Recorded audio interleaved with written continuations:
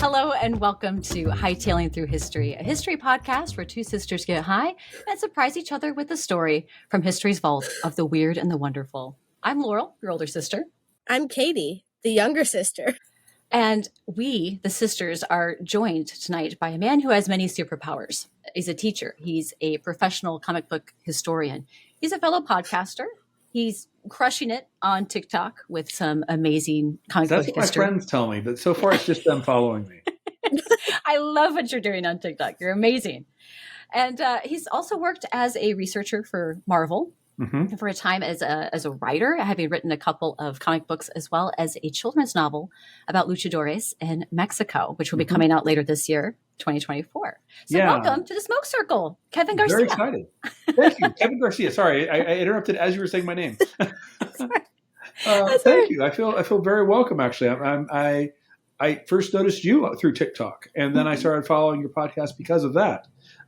So I quite enjoy hearing fun stories about history told by people that just love them. You know? Oh, thank you, thank you. That's what we really hope that those who are with us, that spend the time with us listening, that's what they're getting out of it. That they feel the passion that we have for history and just this thing of like unqualified passion. Yes, unqualified passion. Hey, there's this thing that we learned. Hey, you want to learn about it too? Here we go. Yeah. You know, so there it is. And yeah, and honestly, since meeting you on TikTok a little over a year ago, this episode has been on my radar. Once I found out your areas of knowledge and expertise, I was like, oh, really? You're saying that you were tempted to just ask me about my special interests and have me ramble? Oh, the torture. It's the worst time ever. Oh, exactly. Man. Oh, shucks. I've only been on TikTok actually about a year and a month now because I suck at social media. You know, I tried. I never liked Twitter, and now I don't have to use it. I'm not great at Instagram. I mean, there's Facebook, but who uses that? I guess my students tell me it's for old people. And so what I did is I just watched TikTok for a year straight every day during the pandemic, and I was like, I can do this. I can do this. And then after a year of watching it and taking mental notes, I was like, all right, so now I've been posting almost daily, you know, and that's like the most I've ever done social media. So, and I'm not just saying this because you're sitting here and you can hear what I'm saying about you, but I appreciate that you are doing it for that reason. Although that helps. No, you have really great, really engaging content. Been kind of like learning so much also in preparation for this episode to be like, oh, that's really interesting about this character and the time in which this is happening and when this is introduced. So when you told me about what you wanted to do with this episode, you were like, I want to just kind of touch base on history. And then when you mentioned it, it was like, I'm looking at it, I'm like, this is like all history of comic books. We could do that, but that's like a 10-hour episode. It's huge. It's huge, right? I mean, and just so our listeners kind of know what's going to be, what they're in store for today, we are going to be going through, like a roughly 150-year history of American comics, which is huge. And we're definitely going to be dividing this up into two parts, but this could be an entire podcast series. Like it could be like just what one show is about, you know, forever and ever. So I was just going to say that. Hightailing through comic strips. Yeah. I mean, TM. Comics, I feel like, are probably near and dear to all of us. That's how I even met my partner. So, I mean, comics, man. Mm-hmm. You know what? Same for me. I'm on dating apps, and I'd immediately put on their comic book geek at the very top. My friends would be like, "Why would you put it at the top?" I'm like, I want them to know what they're getting into. Yeah. Yes. But also, like, you know, I'm amazed that this is something that we can hear podcasts about now. And I mean that earnestly, because I've been reading comics for over 30 years, and it's like just 20 years ago, 15 years ago, this wasn't a topic that anything but the most specific geeky interest would get into. And now it's comic book culture has become pop culture to an extent. And maybe not the number of readers the publishers would like, but certainly in terms of the stories and interest, you know? Right. Yeah, absolutely. And that's what we kind of want to dig into with this massive topic tonight. We're going to try and focus it in just a little bit. And even though we're going to be looking at a broader history, looking at it through the lens of what does the American comic reflect back on its society? Like, how does America see itself in the world? How does America see its population and its society? How has history shaped comics over time? Even a little bit of how comics have influenced how history works, because it can go both ways. And so we're really lucky to have you on the show and have somebody who like knows a thing or two about that, or 10 about that, and and can talk with us and just fill our geek hearts. And it's gonna be so fun. And so before we get into that, though, would love to first know what we are all relaxing with this evening. What's your drink of choice or your thing tonight? And we'll start with our guest, Kevin. Mm-hmm. Oh, yes, first. Well, see, I knew I was going to be on the show, so I wanted to make sure I was participating. And I don't drink. I'm not opposed to drinking. My friends always be like, "Taste this." I'll be like, "Tastes like alcohol." The one time I actually kind of enjoyed it was mead, but not enough to have more than 3 sips. I was like, "All right, it's fine." So I'm having a hot chocolate, which just feels right this time of year. Oh yeah, and I got my marshmallows in it and everything, so it's all good. Oh, it's perfect. Yeah, I very nearly had hot chocolate tonight personally, but I do have to ask: is it like what kind of hot chocolate are we working with there, Mr. Garcia? That's honestly a fair question. Okay. Because given the time and if I had more milk on hand, I could make the proper. I would eat the boiled hot chocolate in there and everything, with the melted chunks of chocolate and everything. Mm-hmm. I have just a packet. I'll be honest. That's fine. You Swiss missing? Yeah, it does in a pinch. Although I will say, I got upset the other day because I was doing curbside and they gave me, instead of just the chocolate ones, they gave me chocolate and marshmallows. And that sounds okay normally, right? Except they put the marshmallows in separate packets. So instead of being 6 packets of hot chocolate, it was 3 packets of hot chocolate and 3 packets of marshmallows. And I'm like, I paid full price for half as many chocolates. That's robbery. I was very upset that time. So yeah, I'm drinking the cute stuff, but it does the job. Oh, good. Nice. Well, that sounds like a delicious and perfect way to cozy in this evening. It's awesome. Katie, how about you? I am drinking the bottle of wine that got left open last night after I finished making dinner of the Nero d'Avola. So here's hoping it's okay. I think it's all right. One night won't kill it. What'd you say? I said recycle and reuse. Yeah. Last night, that's why it's still here. Yeah, you're usually good after a day or even 2. If it's wrapped up, or you got like a cork in it or something, you should. Well, it didn't last night. It was corkless. That's the problem. So here's hoping. Okay. Yeah. I was laughing when you said you're usually good after a day or 2, because for a second there I thought you meant if you drink the wine and you're still alive after a day or 2, you're good. And I was like, yeah, usually. Me too. If you're still alive after 24 hours, you're going to be fine. Yeah, you got over the rough patch. You're good. 99% chance of survival. Hey, I'll take those odds. Yeah, that's all right. Well, what is your choice of inebriation this evening, if there is one? Thank you for asking. I decided to go with a glass of wine. No way. In a box. Yeah. Oh. Boxed wine. Yeah. So Kevin, you have a couple of projects that are coming out this year, but you've also have written a comic book as well too. And I think we should love to know more about that. Well, yeah, I've been a journalist for like over almost 25 years now. Actually, no, 25 years now. What year are we in? Over 25 years now. So I've been in publishing for a long time, and of course I've been a comic book fan for years and years and years. And for about 10 years there, I worked for the official handbook of the Marvel Universe at Marvel. That is the researching branch, I guess, of Marvel. We'd research and write characters. I could say I've been paid by Disney to read comic books. So my job would be to make sense of comic book characters' history, which doesn't often make sense if you know anything about comics. And occasionally I get to write in character for Marvel, where it's prose, not comic panel work, but I'd write as a woman who had a crush on Namor for 80 years. I get to write as Steve Rogers writing letters to the President of the United States. It was Obama at the time, and it was cool. But at Marvel, they don't really let you create your own stuff, like news stories, unless you publish somewhere else first. So since the pandemic, I've been working separately, either on my own or with small publishers.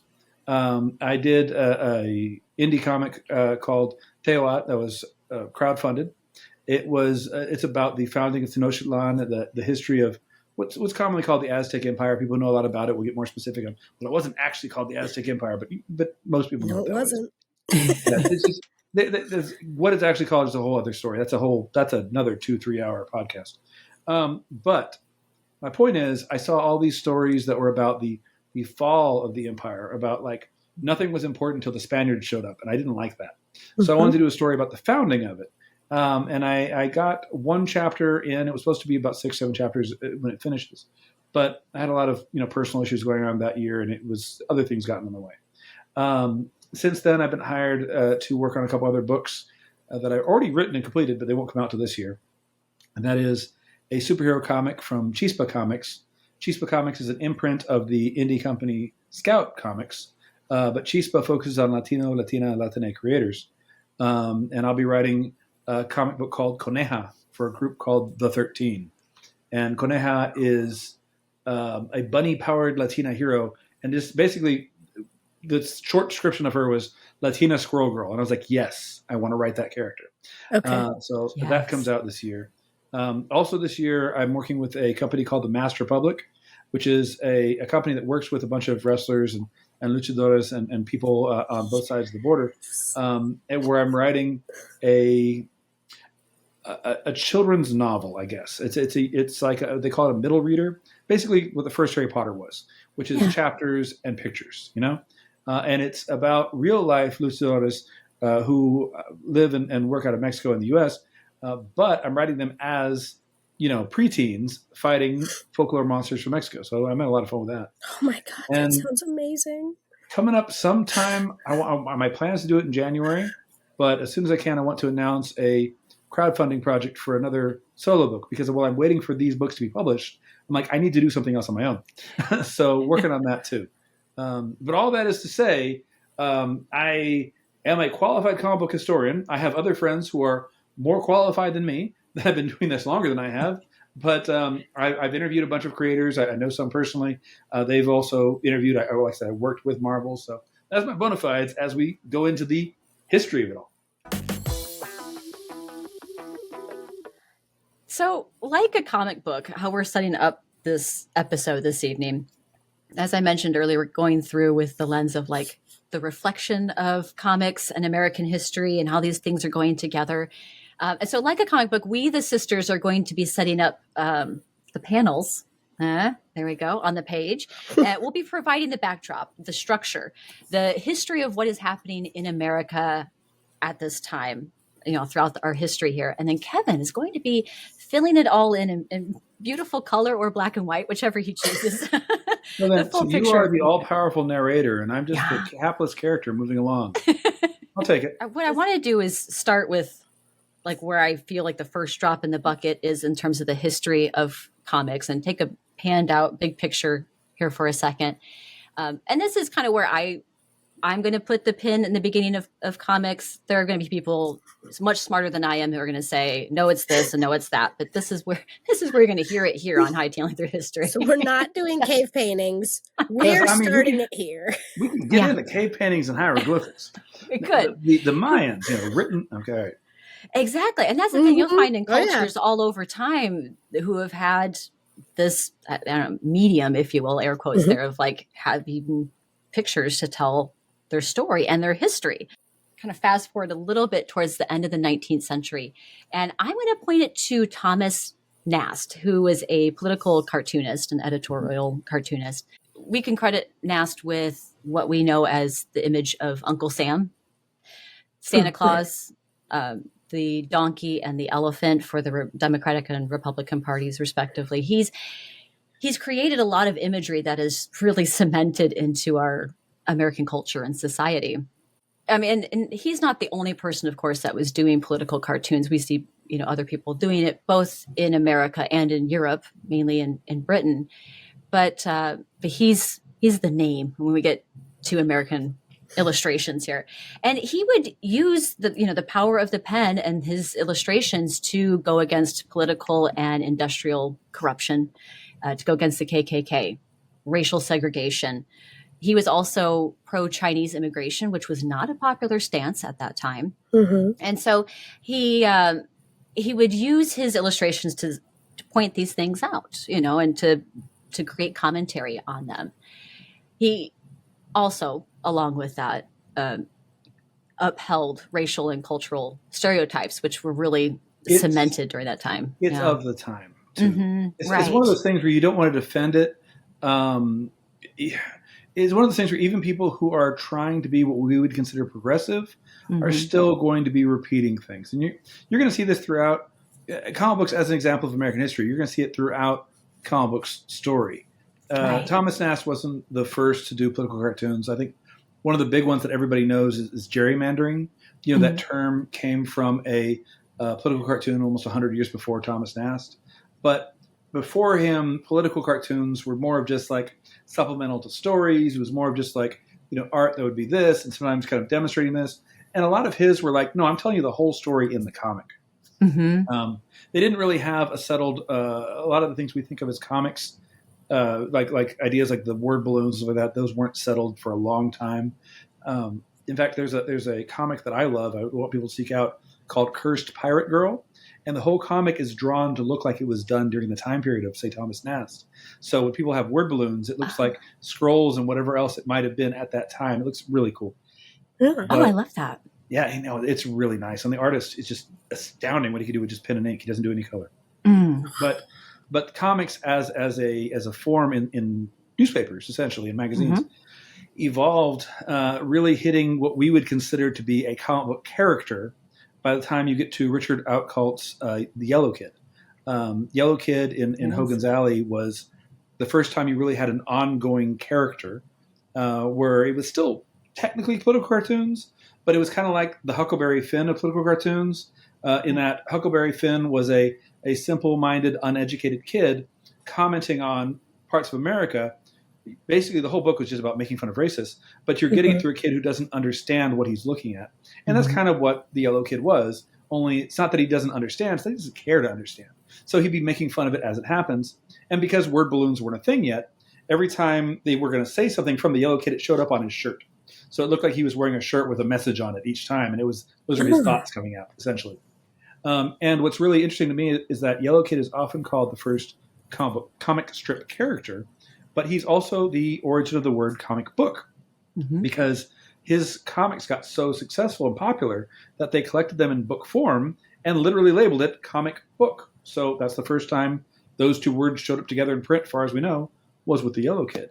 So we have our first true comics with Thomas Nast. We have our first true character with The Yellow Kid, and our first actual comic book with The Yellow Kid, being these little snot-nosed kids in New York alleys causing trouble, and that kind of setup. By the way, I really love that you mentioned the attacking of groups that would become the KKK with Thomas Nast, because that's going to become relevant again post-World War II as we move forward. So put a pin in that. Pin. There we go. Pin that panel.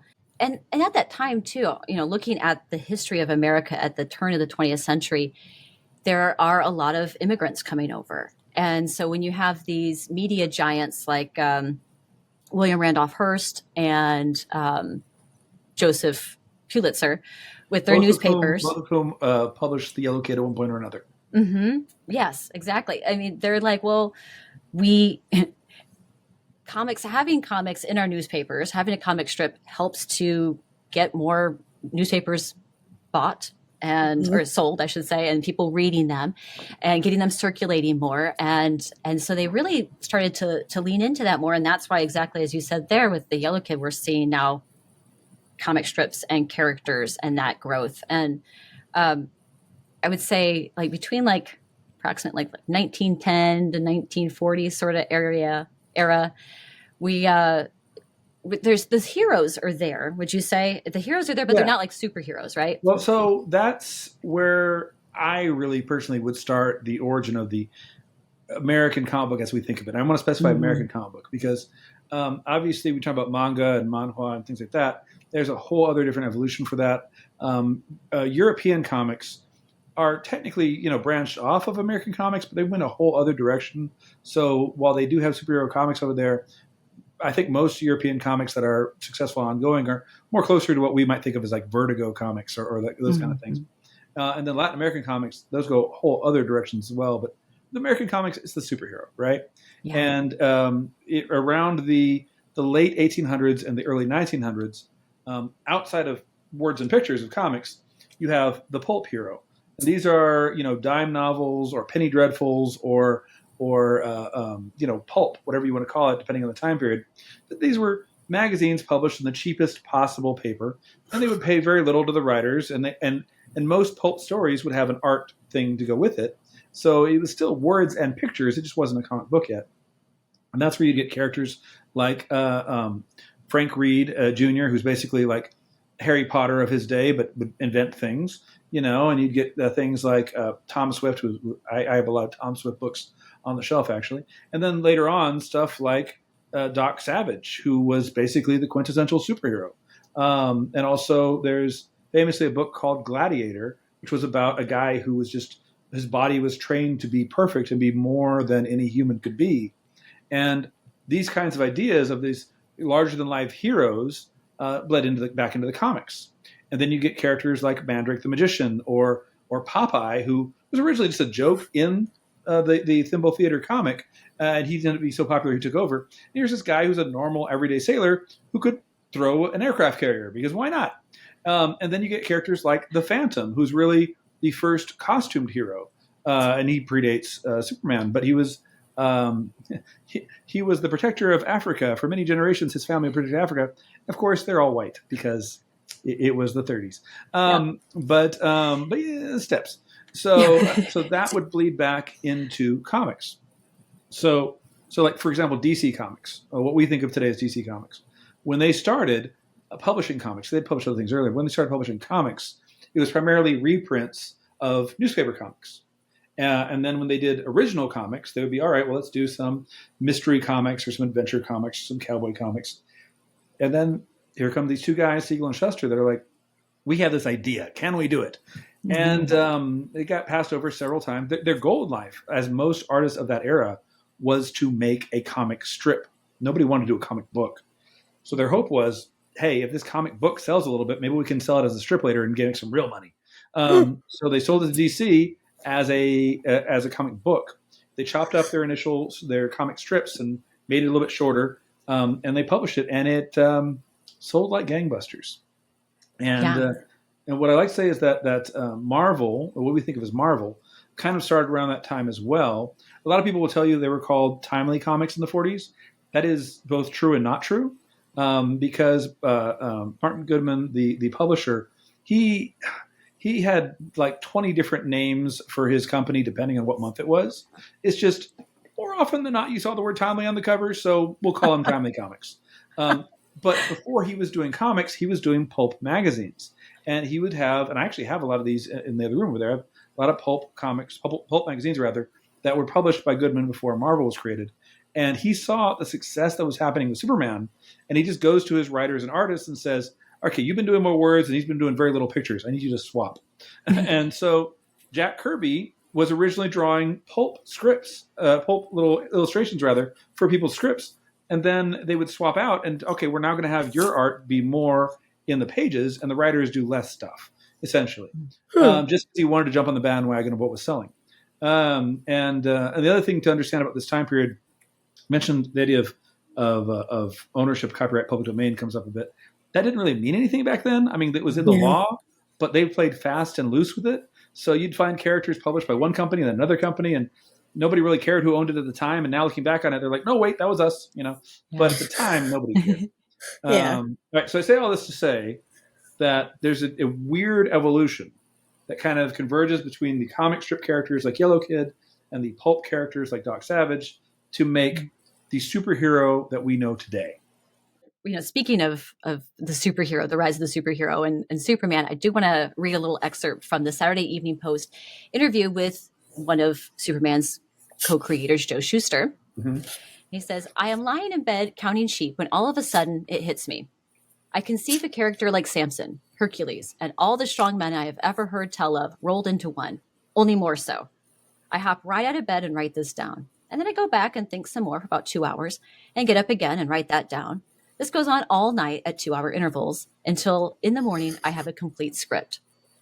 Siegel goes on to explain, as a high school student, I had crushes on several attractive girls who either didn't know I existed or didn't care that I existed. And it occurred to me, what if I was real terrific? What if I had something special going for me, like jumping over buildings or throwing cars around or something like that? Then maybe they would notice me. And that was an excerpt I got from my source that I read. It was this really thick book called American Comics, A History by Jeremy Dauber. You know what? It's going to sound to modern ears like it was essentially an incel creation. And I want to say that that's not far from the truth. Not to say that about Jerry Siegel, because, he happily married later on, all kinds of that. But if you read the early stories involving Clark and Lois before they started bringing on other writers and artists, that's all it was. It was just Lois being as mean as she possibly could to Clark. And then Clark going, okay, Lois, sure. Oh. And then Superman showing up, and she'd be like, oh, I'm going to be next to you all the time. And it was literally just a male fantasy is what it was. The idea that the mean girl would like you if she knew who you really were inside. Also, I do want to point out that there wasn't a big distinction between Clark and Superman. They obviously were different. One acted like they didn't know what the other one did. But in terms of personality, the whole joke about they just took off the glasses, they would look the same. It's basically the way they were drawn back then. It wasn't until later on, especially after interpretations like Christopher Reeve, where they would really push the difference between the characters.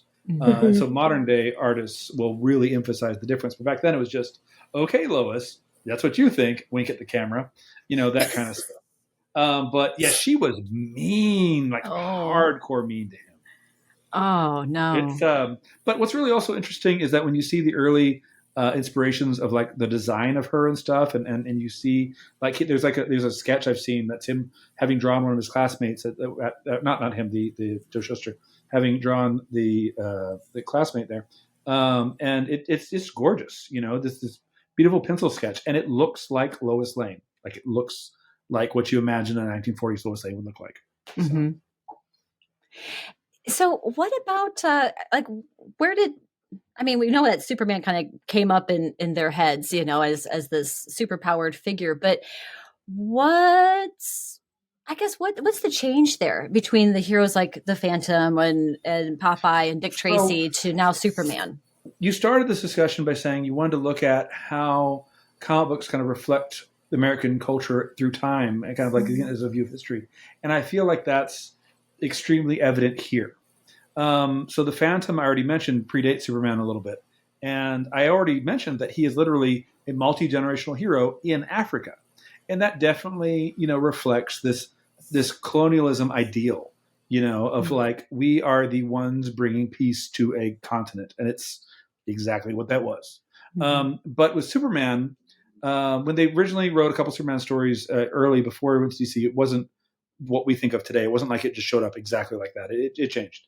But when it did get published, the early issues of Superman were reflecting this Depression era world in which these two came of age. So you have in the first 5 issues of Action Comics, Superman going after a wife beater, Superman going after a corrupt politician, Superman, going after the mob, but always in ways that are about protecting the common man who, and I use that term gender neutrally, of the time period, that was not feeling that protection. So the idea of going after a wife beater, literally Superman says, how do you like it? And then throws the guy through a wall, So it was everybody who's like, comic books are too political nowadays. Oh, they've always been political. It was about the fact that they were corrupt politicians. And it's a good thing Superman told us they were corrupt politicians, so we don't have those anymore. Maybe not. Side eye. Well, right. Yeah. And when Superman's created, it's at the end of the Great Depression. And so, yeah, like you said, like really sticking up for the common man and their common problems. And then also, for the most part, the United States has a general attitude of isolationism with the Depression going on, the Great Depression going on, coming out of World War I. There are problems going on in Europe in the late 30s. We know this, particularly in Germany. But the rest of the nation, America, was like, you know what? Let's not get involved in anybody else's issues right now. Let's just focus on home. And we'll see we'll see also how Superman initially reflected those sentiments of isolationism for a short period of time, but then what happens? Well, I will say most comics, especially the more successful ones like DC, were taking kind of a standoffish approach, not so much an isolationist approach, so much as they were definitely addressing political issues, just they weren't naming it. So Superman very rarely got involved with things actually involving a German analog, whereas a lot of other DC characters would, especially Wonder Woman later on. But where that change really took off, I think, is with Marvel. Because what happened is Martin Goodman, publishes Marvel Comics, and the first issue has Namor the Submariner, who I call Marvel's first superhero, Marvel's first supervillain. He is actually the first character to fly under his own power, because Superman originally could only jump tall buildings, and also introduces the original Human Torch, who was not Johnny Storm, but an android. And so these guys are great, and they do interesting things. They're definitely anti-heroes in the truest meaning of that word. I think a lot of people misunderstand that meaning. It doesn't mean a hero who kills people. It means a hero who doesn't have the features of a hero. And those two were definitely that. And then as the war is picking up in Europe, a lot of people in the U.S. are isolationist. And they're saying flat out, we should not get involved. And that extended to their fictional characters. Well, Martin Goodman, and there's famously a little comic strip that was drawn in the 40s saying, this is how Martin Goodman came up with the idea. And it's one of my favorite little comic strips, because very rarely do you see a behind the scenes that far back. And it shows Martin Goodman kind of pacing in the office there at Timely Comics and going, what can I do? What should I do? There is something I should do. And he goes, I've got it. I will have our heroes fight the Nazis. And so while Marvel continued to use some German analogs, many characters just flat out punched Nazis, famously, of course, Captain America, which came out a year to the month before Pearl Harbor. And when Captain America came out with Jack Kirby and Joe Simon doing the writing and art, the cover showed Hitler being punched. And every issue was about how evil or stupid the Nazis were and about how Americans are going to overcome them. And very famously, this got flack to Marvel. They got feedback, negative feedback. There was one incident, which is often repeated, and I see no reason to believe that it's not true, in which somebody called Marvel offices directly and said, how dare you guys do this? You have no right to present them as bad guys. I will show me the artist who's doing it right now. I'll beat him up. And then Jack Kirby, who heard about this phone call, goes, tell him to wait down there. I'll be right there. Yeah, and then runs downstairs, and there was nobody to punch because the guy had run off by that point. But I that's just everything about Jack Kirby there. And by the way, a little aside, since we're not talking about Stan Lee's whole life story or whatever, but Stan Lee, didn't create Marvel Comics. He was literally the coffee boy at this time. He got the job because of his uncle through marriage who got him the job. And his job was, so nepotism for the win. And his job was literally just go get supplies. The first time he was allowed to write something was in Captain America 3, and it was a text story because every comic in the 40s had text stories as a means of getting a lower postage rate. It's a whole technical thing. And he does have the distinction of being the first time somebody described Captain America throwing his mighty shield. So technically that happened in his story, although obviously the planning wasn't there yet, but he wrote it. So it's there. So once Marvel's doing that, and then the company that will become DC Comics, they were not called that. There was American Comics and they were National Comics. They started doing that as well, largely with not Superman or Batman, but with Wonder Woman and with other smaller characters that were still significant, but they were there. Siegel and Shuster themselves have done interviews where they said they shied away from it because they felt as much as they wanted Superman to do it, they would see there'd be no war. Like he would just fix it. And they even did a non-canon comic for a magazine once that showed, and this was during the time in which the Soviet Union had signed a treaty with Germany, showed Superman going to Germany and Russia, picking up Hitler and Stalin and saying, you guys better stop this. And then it said how Superman would end the war is what it was called. And it was just a little, throwaway non-canon, but they're like, this is why we don't do it with Superman. Mm-hmm. And so it was definitely part of the story. But even in comics where World War II did not show up, it was still, it was everywhere. It was in the zeitgeist, I guess. Mm-hmm. If you don't mind, I want to get off on a tangent here for a second. Sure. If we're talking about comics of the 40s, I already mentioned earlier with the Phantom, you can't not address racism. I've mostly been mentioning Nazis. When they showed Germans, occasionally they'd be shown with what you could consider to be racial and ethnic stereotypes, but generally speaking, they were just bad guys. But when you'd have Japanese soldiers, that was something. Mm-hmm. Batman showed up in Detective Comics, 27, I think. I'm a Marvel guy, not a DC guy. Nope, And, you're right. Okay, good. You're right. But Detective Comics #1 famously has essentially a yellow peril bad guy on it, which is just a racist image about Chinese immigrants, essentially. Mm-hmm. And then when the war happened, all that racism shifted from China to Japan. But it was the same racism. And then when it gets more pervasive, I guess. I was going to say worse, but that's the whole thing myself. When it comes to African American and Black characters, I always tell people Captain America has a sidekick named Bucky, right? Did you know Bucky had a sidekick? Bucky had a team of sidekicks, and they were a team of young boys called the Young Allies, and one of them was Black, and his name was Whitewash Jones. And in every comic I've read with Whitewash Jones in it, I would see one of two things. Either he was drawn as racistly as you could imagine, but written like a normal human being, or drawn like a normal teenage boy like everybody else, but then written as racistly as you can imagine. So I have not found a comic where neither one was bad.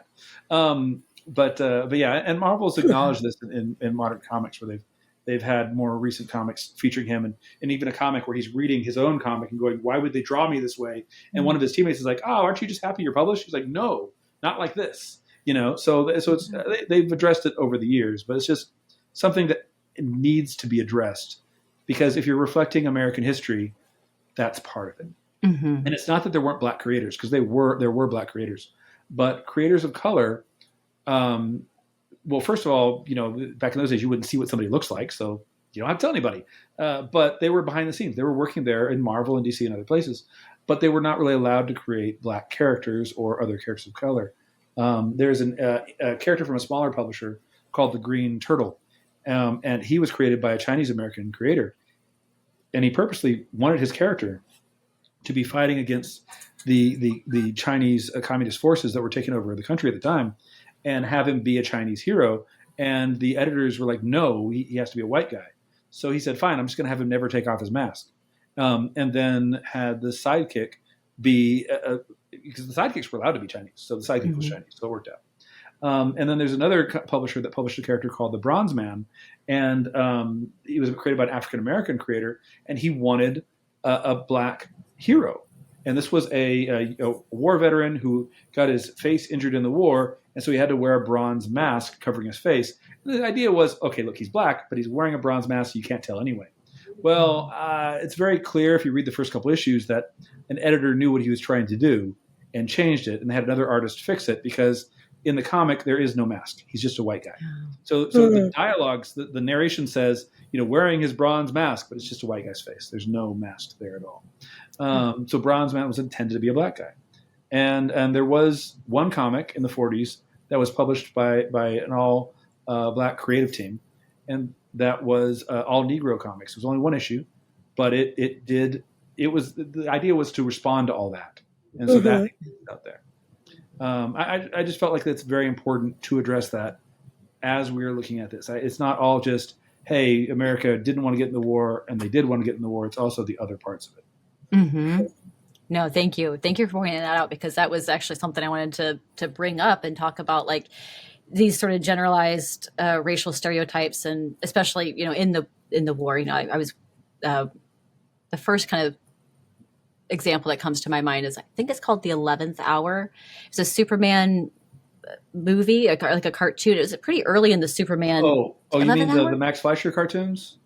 Yeah, that's probably what it was. Yeah, where he goes over to Japan with Lois Lane Yeah, and there's actually one that has a racial slur in the title of the comic of the cartoon.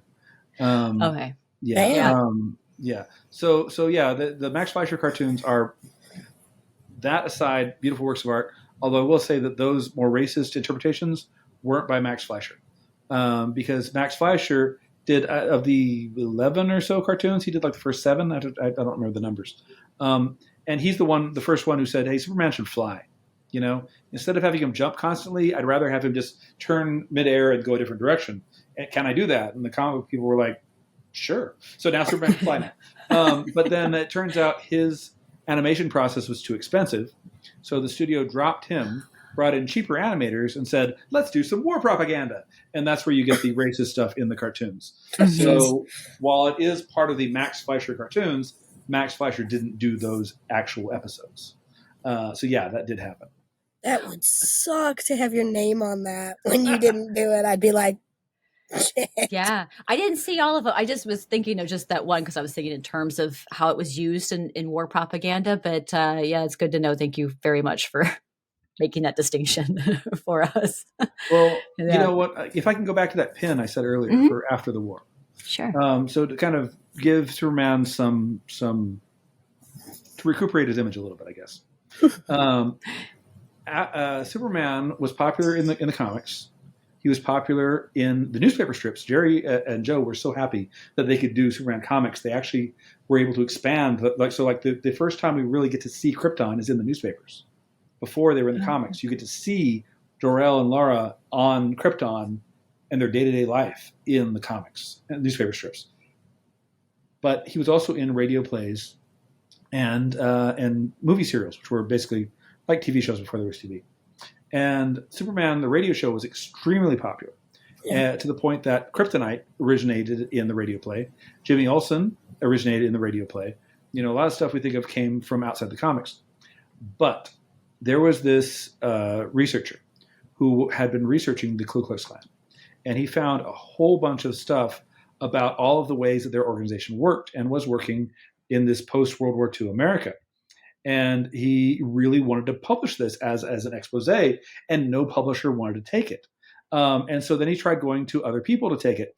And nobody wanted to do this because it was just feathers they didn't want to ruffle. But it turns out he had a friend who was working on the Superman radio show. And the friend says, "Why don't I just have Superman beat them up?" And he's like, "Yes." So Do that. Do that. To the writers of Superman.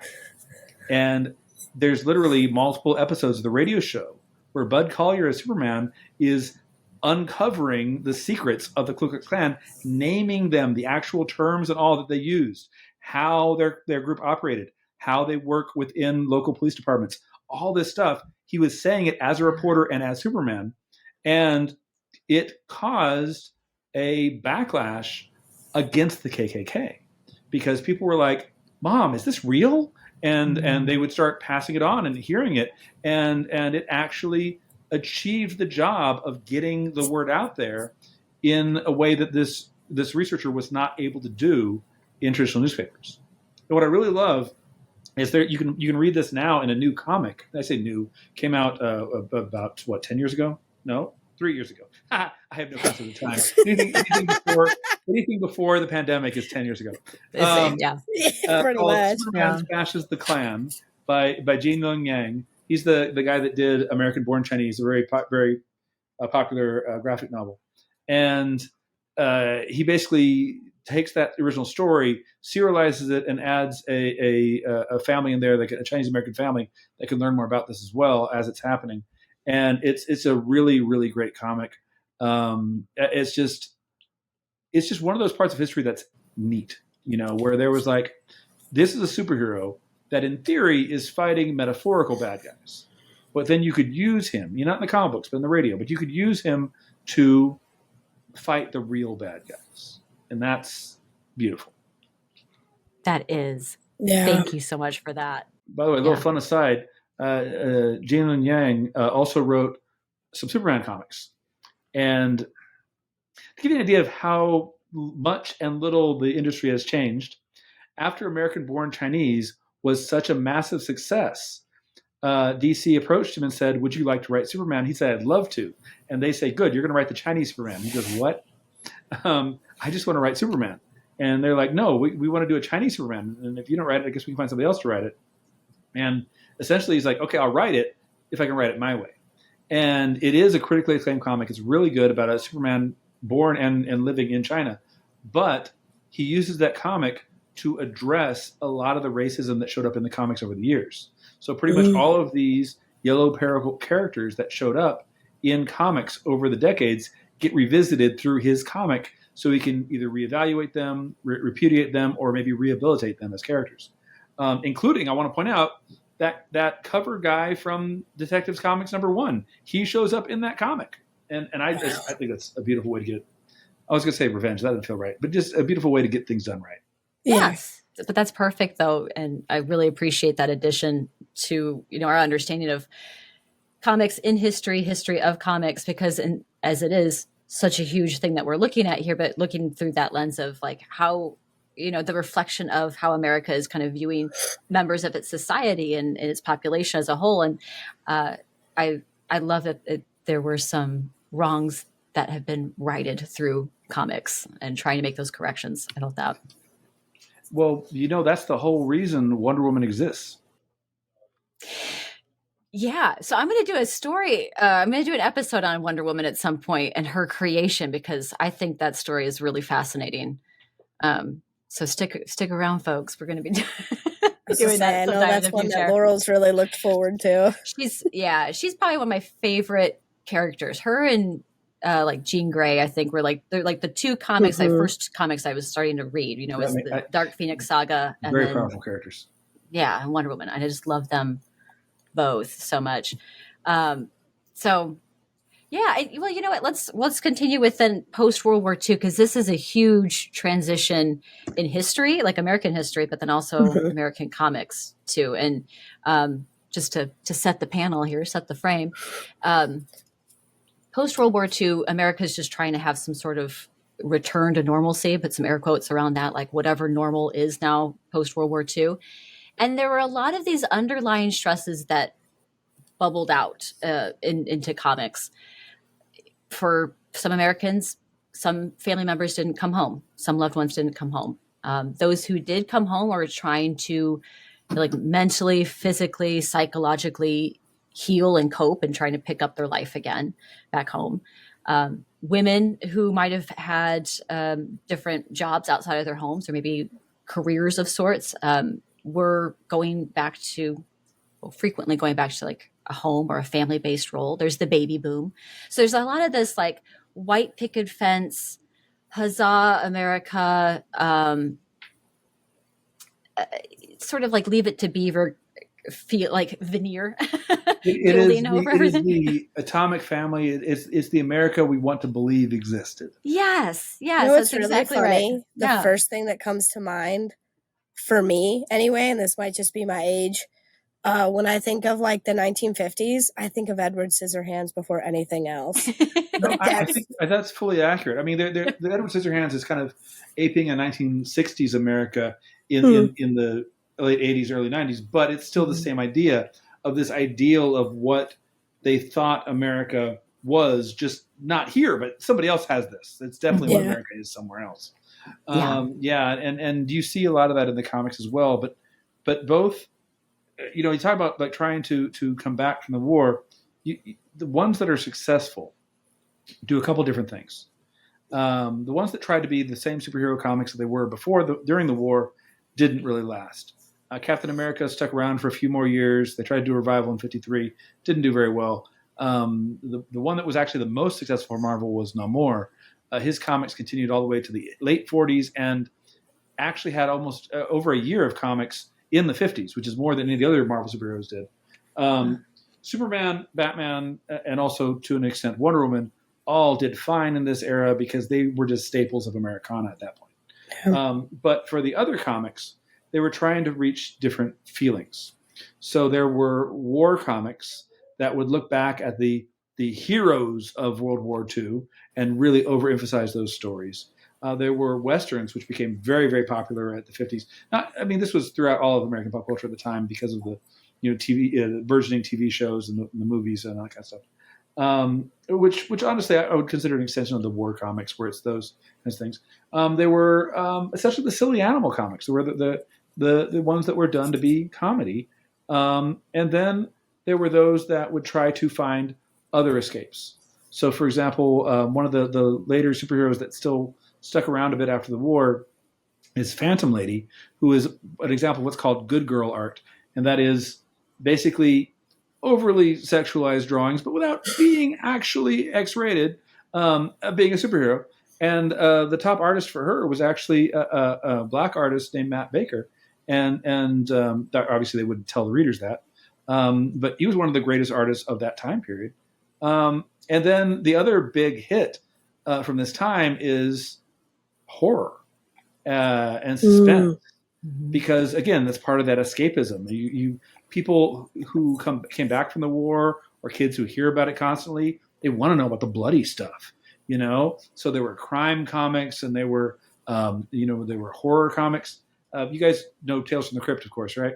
Mm-hmm. That started out as EC Comics, which originally was Educational Comics, and that was a Christian comic book company.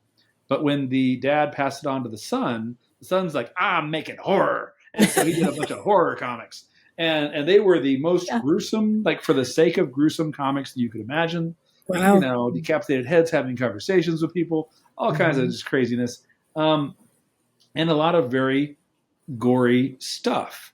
And these were some of the biggest sellers of the 50s. Now, mind you, when I say sellers, comics have never sold as well as they did during the war years.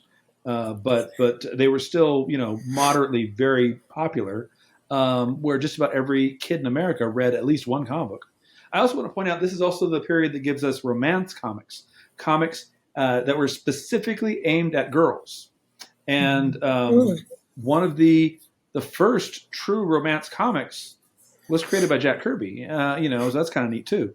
And so we got those young romance, that one, and that brings us to the mid 50s, where if you're going to talk about what's happening to the world happens to comics, something major happened in the mid 50s to comics that completely reflects what is happening in America. And I feel like I keep jumping topics, so I was going to pause. No, that is perfect. I'm like leaning in. I'm like, tell us. I know, we're all like ready. We're like, I know exactly what you're going to say. So there's this doctor, psychologist named Frederick Wortham. And he is actually, on balance, a very good person. He spent a lot of his career, for example, fighting against segregation, saying that this is harmful to all children.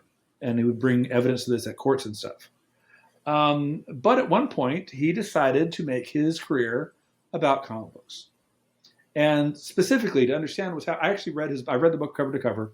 His book's called Seduction of the Innocent. And when I ordered it through Interlibrary Loan, I was just like, how much you want to bet this comes from a Christian library? Sure enough, stamped on the inside. Anyway. There you go. That's amazing. But in his book, he studied about a dozen or a couple dozen children who were described in the book as being some of the most disturbed children in America. These are kids who hurt family members. These are kids who did violent crimes. These are kids who had what might be considered at the time psychotic breaks or whatever. And he noticed that all of these kids read comics. So he came to the conclusion that if all of these disturbed children, because remember, he's one of the top psychologists in the country, they sent him the disturbed kids. All these disturbed kids read comics, that must mean that's the common denominator. Comics made them evil. Now, mind you, I just said a second ago, just about every kid in America read comics. So if you grabbed any 12 kids, they were probably reading comics. But I mean, I could still recite to you some of the specific situations. They're pretty disturbing. But he would take this and go further and be like, let me show you how the comics disturbed children. And they would show a panel of like a woman with her leg tied to a box and a hot poker going toward her legs. And it's like, well, you know where this poker is going to go next. And it's like, it's very, very descriptive. Okay, well, EC comics were very, very gross. So that's an easy target. But then he also said, like, Batman and Robin are the wish dream of two homosexuals because they are always happy together. And it's like, okay. Wonder Woman, well, I mean, okay, fair. Wonder Woman, to be fair, is Wonder Woman. But, yes, exactly. The bondage stuff was actually in Wonder Woman. But then he would even say stuff like, there's a panel where it shows the bicep of some hero zoomed in, and there's a shading in a triangular pattern of the muscle, and it said, dirty drawings are there for children who know where to look. As if the kids are going to just like zoom in on that little bicep and be like, oh, hey, I know what that looks like. So this book came out. And it is not, like, I read it. There's nothing in here that would pass a psychology publication today. It was bunk. Yeah. But it was popular. Parents read it. They were very, very scared for their children. There were actually public bonfires of comic book burnings throughout the country, that happened. And just like with the movie industry a few years earlier with the Hays Code, the comic book industry said, oh, we can manage ourselves. We can manage ourselves. So they created the Comics Code Authority to essentially censor comics. And that was pretty much the death knell for EC. It struggled on for a bit longer, but they could never do what they used to do. And for people like Marvel, they weren't doing anything that extreme anyway. It wasn't a big change. But now you couldn't show the undead, so no vampires or zombies.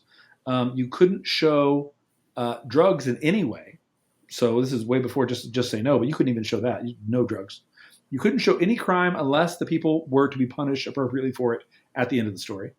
And a whole bunch of other things. Nothing of sexual perversions, whatever that may mean, and all this kind of stuff.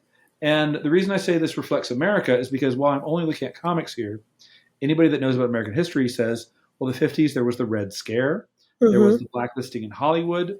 There were people who were being outed for being gay in tabloids. There were, all kinds of things where this stuff was just not allowed. And to give you an idea of how this affected the comics, so EC continued to try to publish. And one of the sci-fi books that was going to be put out around this time got all these notes back from the censors saying, you can't publish it, change this, this, and this.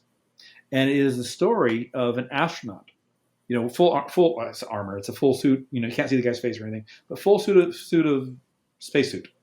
Keep wanting to say armor. And he space armor. Goes to a new planet. Right. And this planet has robots all over it. And the robots are very excited to get the person from Earth. And they're saying, oh, thank you so much for coming. We'd love to join your federation of planets. Let me show you around our society so that we can join your greater federation of all of these planets that humanity is leading. And so the human astronauts going around with them is, all right, show me what you got. We got this and this. And the orange robot's like, look at this, look at this, look at this. And eventually the human goes, what about this blue robots? I keep seeing them over there, but you haven't introduced me to any of them yet. And he goes, oh, those are just the blues. They're no good. Don't worry about them. This is an orange society. So honestly, they're not anything that's important. There it is. And the astronaut says, if that's something that is a defining feature of your society, we cannot let you join us. Once you've evolved, let us know. What are you talking about? They're just the blues. And so he leaves. And as he goes, the astronaut gets onto his ship, takes off his helmet, and he's a black man.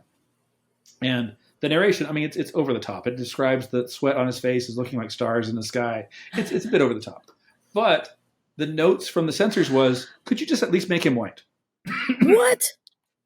No. So they said, that screw it. completely defeats the purpose.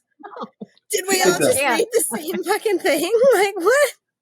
So they said, screw it, we're going to publish it anyway. So they published it, and it was the last comic they published. You know what? I'm glad they published it.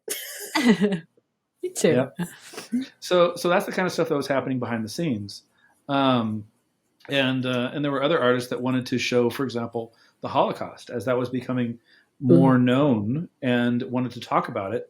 And it was those publishers willing to push those boundaries that were willing to publish those comics. And but of course, they were getting squeezed out more and more. So by the time we get to the Silver Age, and we get, the colorful, flashy costumes that we think of today as superheroes, that stuff had been kind of swept aside. And there we have part 1 of the history of American comics and how it is a reflection of American history at the time. From its humble beginnings at the end of the 19th century, early 20th century, with the editorial cartoon and small comic strips and newspapers, through the Golden Age, the age of superheroes, through World War II, and we ended it a little bit into the Silver Age. What a great transition point. Post-World War II, a lot of new things are going to be happening in American history and in American comics in the 60s and 70s. So when we come back with part 2, we're going to be picking it up in the Silver Age, counterculture, Vietnam War, Watergate. Lots is happening in American history at this time, and it is huge for American comics. So I'm really excited to have you back to hear part 2 of this amazing series with Kevin Garcia. In the meantime, check out what Kevin is up to. All of his information and social media is in our show notes linked below. So please check him out, give him a follow, check out his books and what he is creating for comic books and literature. And hey, if you're not following us either, please give us a like, a follow. Please make sure that you're subscribed and following on whatever platform that you're listening to us on. And we will see you again in a couple of weeks. In the meantime, get money, get high, give love, and to truth, justice, and a better tomorrow. Bye, folks.